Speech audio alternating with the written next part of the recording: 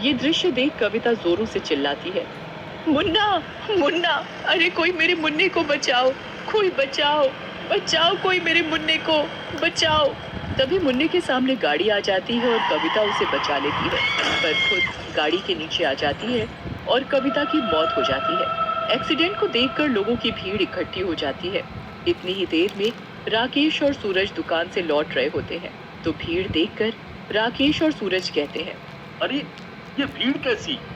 लगता है किसी का एक्सीडेंट हो गया है। चलो चलकर देखते हैं। दोनों भाई भीड़ की तरफ अपने कदम बढ़ाते हैं। वो देखते हैं कि कविता की लाश पड़ी हुई है और कविता के पास मुन्ना बैठा हुआ जोरों से रो रहा है। ये देख राकेश और सूरज कविता की लाश को देखकर दोनों भाई जोरों से रोने लगते हैं और फिर वो कविता का अंतिम संस्कार कर देते हैं। और फिर रात को जब घर के सभी लोग सोए हुए थे, कविता जो मर चुकी थी वो चुड़ैल बन जाती है और वो मुन्ने के पास बैठी हुई थी।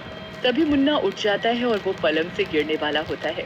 तभी चुड़ैल उसे नीचे गिरने से बचा लेती है। मुन्ने को बिस्तर से गिरता देखकर चुड़ैल को बहुत गुस्सा आ जाता है और वो पूजा को बाल पकड़कर नीचे गिरा देती है। अरे मर गई मैं, मुझे किसने धक्का दिया, मैं पलंग से नीचे गिर गई। आहा। तभी उसका पति राकेश नींद से उठ जाता है और वो अपने मुन्ने को सुलाकर सो जाता है। वो पूजा पर ध्यान नहीं देता। अगले दिन जब सुबह सब लोग नाश्ता कर रहे होते हैं, मुन्ना पूजा के पास बैठा हुआ था। पूजा भी नाश्ता कर रही थी। मुन्ना तभी पूजा की गर्म चाय के कप में हाथ मार देता है। मुन्ना पूजा की सारी चाय फैला देता है। पूजा खींचकर मुन्ना के एक थप्पड़ जड़ देती है। इस लड़के को तो बिल्कुल चैन नहीं है, इसने तो दुखी कर रखा है। ऐसी औलाद पैदा होने से अच्छा है कि मर ही जाए। पूजा के थप्पड़ मारने पर मुन्ना बहुत जोरों से रोता है। पूजा मुन्ना की एक नहीं सुनती और नहाने चली जाती है। पूजा नहा ही रही होती है कि तभी उसे बाथरूम के आईने में चुड़ैल दिखाई देती है। अरे कोई बचाओ, यहाँ तो चुड़ैल को। चुड़ैल पूजा को पकड़कर खींच कर थप्पड़ मारती है और वो मार मार कर उसका मुंह लाल कर देती है। पूजा बहुत चिल्लाती है, चुड़ैल, चुड़ैल कोई बचाओ मुझे। पूजा को चिल्लाते देखकर घर के सभी लोग आ जाते हैं और ये देखते ही चुड़ैल गायब हो जाती है। अरे मुझे बचाओ, चुड़ैल ने मुझे बहुत मारा, चुड़ैल बाथरूम में थी। इसकी बुद्धि पहले से ही खराब थी और अब तो ये पूरी पागल हो गई है। अरे नहीं, मैं सच बोल रही हूँ। पूजा की बात पर कोई यकीन नहीं करता और सब उसके ऊपर हंसने लगते हैं।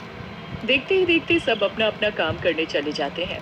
पूजा भी अपना तैयार होने लगती है। घर पर वो और मुन्ना होते हैं।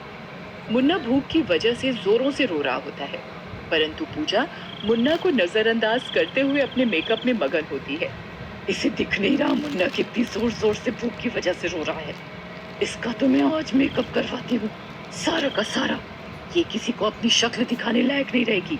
चुड़ैल पूजा का सारा मुंह खराब कर देती है। पूजा का मुंह दानों से भर जाता है।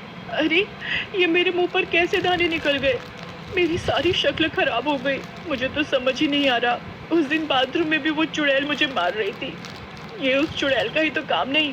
पूजा ये बोल ही रही होती है कि तभी चुड़ैल पूजा के आगे आकर खड़ी हो जाती है। तुझे दिख नहीं रहा ये तेरा बच्चा कितना रो रहा है? तुझे मेकअप से चैन मिलेगा तभी तू बच्चे पर ध्यान देगी ना। मुझे माफ कर दो, मैं कभी नहीं करूंगी ऐसा, मुझे माफ कर दो। पूजा चुड़ैल के आगे माफी मांग ही रही होती है कि तभी चुड़ैल कविता का रूप ले लेती है। अरे कविता तुम? हाँ मैं कविता। तुझसे तेरा बच्चा संभाला नहीं जाता। तेरे बच्चे को संभालते संभालते मैं आज इस दुनिया में नहीं रही। मुझे माफ कर दो, मैं कभी ऐसा नहीं करूंगी। मैं अपने बच्चे का अच्छे से ध्यान रखूंगी। मैं तेरे आसपास रहूंगी। अगर तूने मुन्ने के साथ कुछ भी गलत किया ना, मैं तुझे जिंदा नहीं छोड़ूंगी। याद रखियो मेरी बात। चुड़ैल पूजा को ये बात बोलती है और उधर से गायब हो जाती है। पूजा भी उसी दिन से चुड़ैल के डर के मारे मुन्ना का अच्छे से ध्यान रखती है